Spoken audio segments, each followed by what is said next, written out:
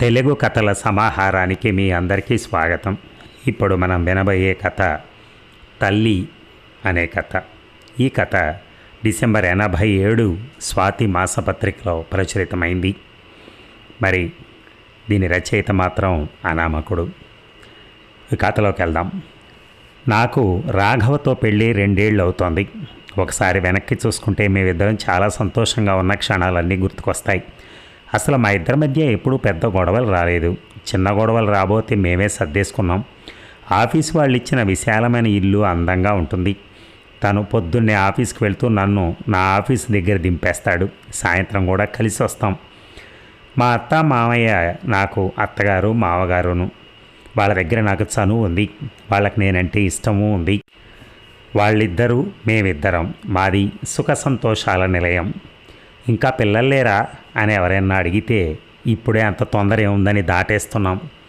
ఇలా రోజులు గడుస్తూ పెళ్ళై 2 ఏళ్ళు అవుతూ ఉండగా అత్తయ్య మామయ్య హైదరాబాద్ వదిలి గోదావరి జిల్లాల వైపు వెళ్ళారు. మేం కూడా మా బాబాయ్ గారు అమ్మాయి అంటే రాఘవకి మరో మరదల పెళ్ళికి 2 వారాల తర్వాత బయలుదేరి వెళ్ళటానికి రిజర్వేషన్ చేయించుకున్నాం. మేము బయలుదేరడానికి ఇంకా వారం రోజులు ఉందనగా ఒకరోజు సాయంత్రం ఆఫీస్ నుంచి వచ్చి తలుపు తీసుకుని మేము ఇంటి లోపలికి అడుగు పెట్టేసరికి సన్నగా అరుపులు వినిపించాయి. అవి పిల్లి పిల్లల అరుపుల్లా గుర్తించి అటు ఇటు చూసేసరికి అవి ముందు గది నుంచి వస్తున్నట్టుగా తెలిసింది. ఇద్దరం గది గుమ్మం దగ్గరికి తొందరగా అక్కడి నుంచి చాలా నెమ్మదిగా వెళ్ళి చూస్తే ఆ గదిలో ఉన్న పెద్ద గూట్లో మూలగా పిల్లి పిల్లలున్నాయి. అవి అప్పుడే పుట్టినట్టున్నాయి. చిన్నవి, చాలా చిన్నవి. అంత చిన్న పిల్లల్ని నేను ఇంతకుముందు ఎప్పుడూ చూడలేదు. మొత్తం 3 పిల్లలు. 3 ముడుచుకున్నాయి. పెద్ద పిల్లి వాటిని దగ్గరికి తీసుకొని తలెత్తి చూస్తోంది. మేము దగ్గరికి వెళ్తే ఏం చేసి ఉండేదో కానీ మేము గదిలోంచి బయటకు వచ్చేసాం. బెడ్రూమ్లోకి వచ్చి బట్టలు మార్చుకుని మళ్ళీ వెళ్ళాం పిల్లి పిల్లలున్న గదిలోకి. అత్తామామయ్యలుంటే ఆ పిల్లి ఆ గదిలో పిల్లల్ని పెట్టి ఉండేది కాదు. కానీ ఇప్పుడు ఏం చేయాలి? నువ్వు తీయగలవా? రాఘవ నన్ను అడిగాడు. అమ్మ బాబోయ్, నిజంగా వాటిని ముట్టుకోవలసి వస్తే అన్న ఆలోచన వల్ల కలిగిన భయంతో అన్నాను నేను. అసలు పెద్ద పిల్లి మనల్ని దగ్గరికి రానియదు అన్నాడు రాఘవ. మరెలా అన్నాను నేను. చూద్దాంలే అంటూ బయటికి నడిచాడు రాఘవ. నేను కాసేపు పిల్లల్ని చూశాను. చిన్న గొట్టాల్లా ఉన్నాయి. కాళ్ళు మరీ చిన్నవి. అసలు అవి పిల్లలు అవుతాయంటే నాకు నమ్మకం లేదు. ఇక వంట చేస్తున్నంతసేపు నాకు ఒకటే ఆలోచన, వాటిని ఎలా బయట పడేయాలా అని. భోజనం చేస్తూ నేను అదే మాట అన్నాను. అవి మరీ చిన్న పిల్లలు, బయట పడేస్తే ఏమవుతాయో అన్నాడు రాఘవ. ఇంట్లో ఉంటే ఇల్లంతా పాడు చేయవేంటి నేను అన్నాను. కానీ బయట పట్టేయడం ఎలా? నా ప్రశ్న నాకే అప్పచెప్పాడు. కొంచెం పెద్దవైతే పర్వాలేదు, అవి మరీ చిన్నవి. బయట కుక్కలు కూడా ఉన్నాయి. ఒక వారంలో పెద్దవవుతాయా? వారానికి కొంచెం చూడడం నడవడం వస్తాయేమో. మనం వెళ్ళడానికి ఇంకా వారం ఉందిగా. మనం వెళ్ళేదాకా అక్కడే ఉంచి ఆ రోజు బయటపడదాం అన్నాడు రాఘవ. పడేద్దాం అన్న మాట పోయి పెడదాం అన్న మాట వచ్చిందని గుర్తించాను నేను. అప్పుడు మాత్రం ఇంట్లో ఉంచేస్తే నేను అన్నాను.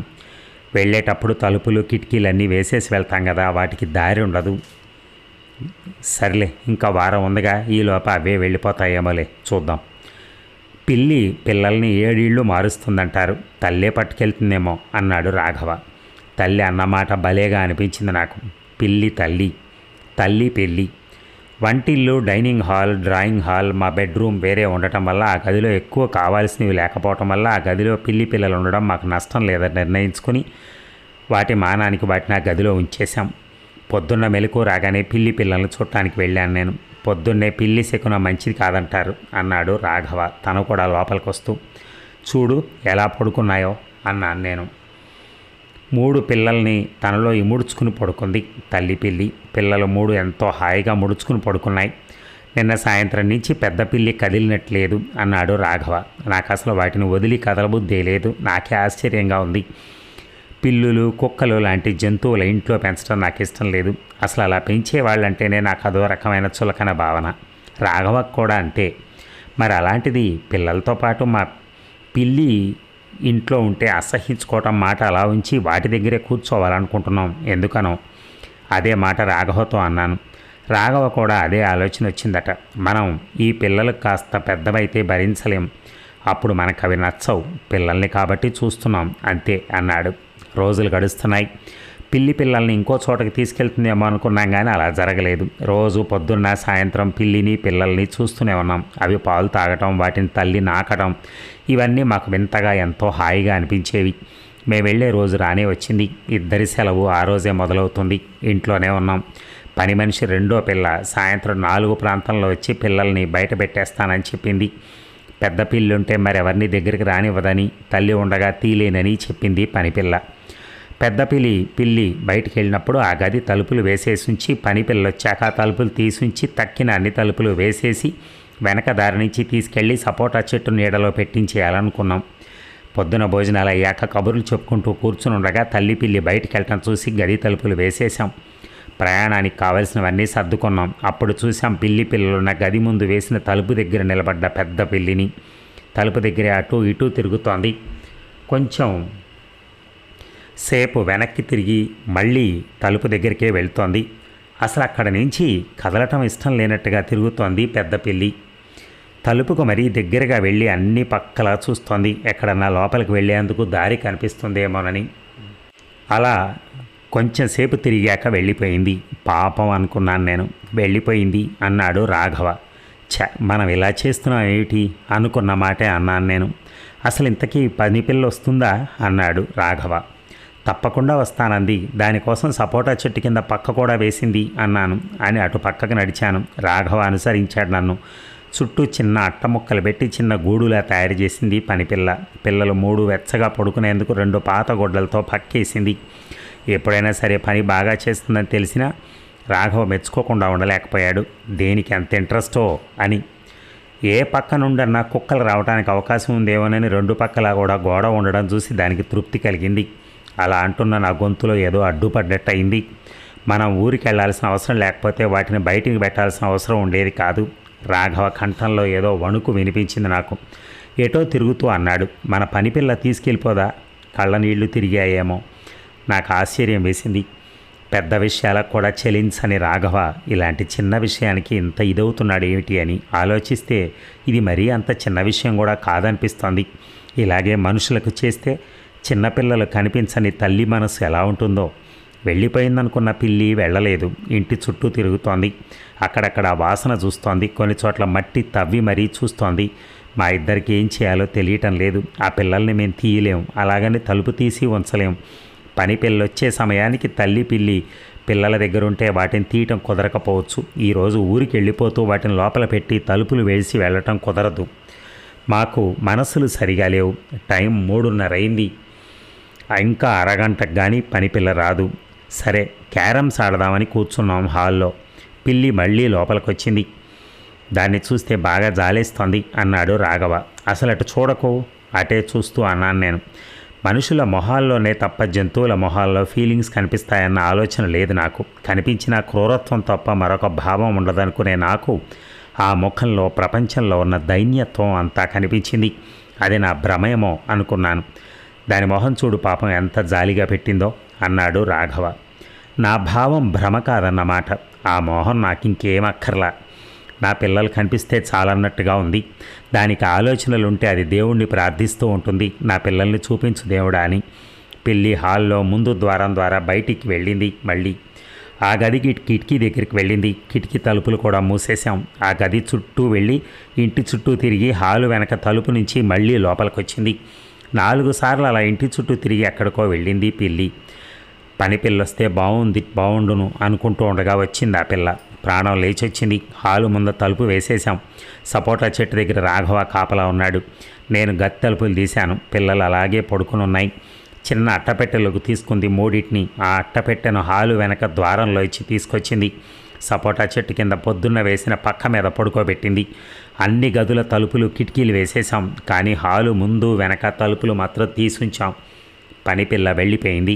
మేము హాల్లో సోఫాలో కూర్చున్నాం. పిల్లి ముందు నుండైనా వెనక నుండైనా ఇంట్లోకి రావచ్చు. గది చుట్టూ తిరిగి వెనక నుంచి ఇంట్లోకి వస్తుంటే సపోటా చెట్టు దగ్గరకు వస్తుంది. అప్పుడు పిల్లల్ని చూస్తుందని మా నమ్మకం. పిల్లి ముందు గేట్లోంచి మొక్కల దగ్గర చూసుకుంటూ మా దగ్గరకు వచ్చింది. పిల్లలను పెట్టిన గది దగ్గరికి వెళ్ళింది. ఇంకా అది మూసే ఉంది. కానీ మధ్యలో పిల్లల్ని తీసి మరో చోట పెట్టామన్న విషయం దానికి తెలియదు. తలుపు ముందు కొంచెంసేపు కూర్చుంది. లేచి తెరిచి ఉన్న తలుపులోంచి బయటికి వెళ్ళింది. సపోటా చెట్టు కొంచెం దూరం నుంచి వెళుతున్నప్పుడు మేము చూసాం. పిల్లి పిల్లలు పక్క మీద పడుకొని ఉన్నాయి. అరవటం లేదు. ఒకదాని మీద ఒకటి, ఒకదానిలో ఒకటి ముడుచుకుపోతున్నాయే తప్ప కదలటం లేదు. తల్లి పిల్లికి పిల్లలు అక్కడ ఉన్నట్టు తెలియదు. ఇంటి చుట్టూ మళ్ళీ తిరిగింది. గది ముందు చాలాసేపు నిలబడింది. మళ్ళీ తిరగడం మొదలెట్టింది. ఈసారన్నా చూస్తే బాగుండు అనుకుంటూ ఉంటే పిల్లలకి 2 అడుగుల దూరం నుంచి వెళ్ళిపోయింది పిల్లి. పిల్లల పక్కన పాలు పెడితే అన్న ఆలోచన వచ్చింది నాకు. చిన్న గిన్నెలో పాలు పోసి చెట్టు దగ్గర పిల్లి వెళుతున్న దారిలో పెట్టాను. పాల కోసం ఆగిన పిల్లికి పిల్లలు కనిపిస్తాయన్న నా ఉద్దేశం. పిల్లి మళ్ళీ అటు వెళ్ళింది. పాల గిన్నె పక్క నుంచి వెళ్ళిపోయింది. నాకెంతో ఆశ్చర్యం వేసింది. పాలు ఎక్కడున్నాయా అని వెతుక్కుని గిన్నెలు బోర్లా తోసుకుని తాగే పిల్లి పక్కన గిన్నెలు పాలు కనిపించినా తాగలేదు. అదే మాట రాఘవతో అన్నాను. ఇప్పుడు ఆ పిల్లికి పిల్లలు తప్ప ఇంకేం అక్కర్లేదులా ఉంది అన్నాడు.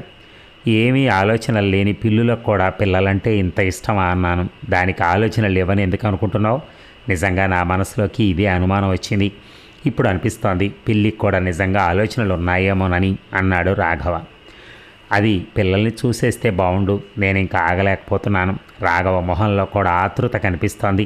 ఇంతలో పిల్లి గది ముందు మూసిన తలుపు దగ్గర ఆగింది.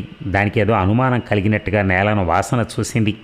అక్కడ ఏం తెలిసిందో పిల్లికి. అక్కడి నుంచి అలాగే తన తల నేల దగ్గర నుంచి వాసన చూస్తూనే పరిగెత్తుకుంటూ వెళ్ళి పిల్లి పిల్లలున్న చోటకు వెళ్ళిపోయింది. పని పిల్లల్ని చేత్తో కదా తీసుకెళ్ళింది. నేల మీద అసలు పెట్టలేదు. మరి పిల్లికి పిల్లల వాసన ఎలా తెలిసిందో అన్నాడు రాఘవ. ఇది ఇలా అవుతుందని విన్నాను కానీ ఇదే మొదటిసారి చూడటం. దీనికి అక్కడ ఈ వాసన ఎలా దొరికిందో, అసలు అది వాసనేనా అన్నాను నేను.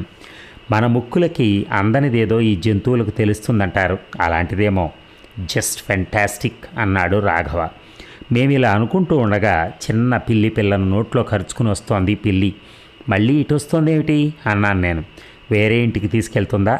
నేను అనుమానాన్ని చెప్పే లోపలే అది మూసిన గది ముందు కొంచెంసేపు నిలబడింది. మళ్ళీ బయటకు వచ్చింది. తక్కిన 2 పిల్లలు ఏం జరుగుతుందో తెలియనట్టుగా అలా పడుకునే ఉన్నాయి. ఒక పిల్లి పిల్లను పెట్టుకుని తల్లి పిల్ల ఇంటి చుట్టూ తిరగసాగింది. ఆ గది లోపలికి వెళ్ళేందుకు దారి కోసం అన్నట్టుగా. దాని కళ్ళల్లో పిల్లలు దొరికాయన్న ఆనందం ఉందేమో, అవే కళ్ళల్లో పిల్లల్ని పెట్టుకునే చోటు లేదన్న బాధ కూడా ఉందేమో. ఆ కళ్ళు ఆ 2 ఫీలింగ్స్ని చూపటం లేదు. తన పిల్లలకి చోటు కోసం వెతుకుతున్న తల్లి మాత్రం స్పష్టంగా కనిపించినట్టు అయింది నాకు. చూడు దానికి ఎంత పట్టుదలో, పిల్లలకి చోటు కోసం అలా తిరుగుతోంది అన్నాడు రాఘవ. కొంచెంసేపు అయ్యాక పిల్ల నోట్లో లేకుండా వచ్చింది పిల్లి. తర్వాత మరో పిల్లి పిల్లను అలాగే తీసుకెళ్ళింది. 3వ పిల్లను కూడా తీసుకెళ్ళిపోయింది. అమ్మయ్య అని నిట్టూర్చి వాచి చూసుకునేసరికి 6 అయింది. అమ్మయ్యో టైం అయిపోతుందని తొందరగా తెమిలి బయలుదేరేసరికి 6:30 అయింది. వెనక తలుపు వేయటానికి వెళ్ళాను నేను. గిన్నెలో పాలు తాగుతోంది పిల్లి. నా వెనకే వచ్చిన రాఘవ కూడా చూశాడు. నా భుజమే చేయి వేసి నా చుట్టూ తన చేతులను వేశాడు. మా ఇద్దరిలోనూ ఒకటే భావం ఉన్నట్టు అనిపించింది నాకు. ఎందుకంటే ఎందుకో ఈ 2 ఏళ్లుగా మేము చేస్తున్నది ప్రకృతి నియమానికి విరుద్ధమేమో అనిపించింది నాకు. అదండి కథ. చూసారా, నిజంగా అలా స్పందించే హృదయాలు కూడా చాలా ముఖ్యం అండి ఈ రోజుల్లో. ఎందుకంటే చాలా తక్కువ మందికి ఉంది ఇప్పుడు, అంత మేజర్గా లేదు. అంటే కుక్కల వరకు కొంతవరకు హర్షిస్తారేమో కానీ పిల్లి అది అంటే కొంచెం ఎట్లయినా కష్టంగానే ఉంటుంది. బట్ స్టిల్ వాళ్ళు ఎంత బాధపడ్డారో చూడండి. వాళ్ళు ఊరు వెళ్ళడానికి ఎంత కష్టపడుతున్నారో. అది నిజంగా హృదయంగా ఉంది కథ. ఈ అనామకుడు అనే పేరు మీద ఎందుకు రాశారో తెలియదు కానీ ఈ రచయిత ఎవరైతే ఉన్నారో ఈ కథను రచించిన వారికి వేల కృతజ్ఞతలండి. నిజంగా అత్యద్భుతమైన కథ. Thank you sir, thank you very much. మీకు కూడా థ్యాంక్స్, ధన్యవాదాలు.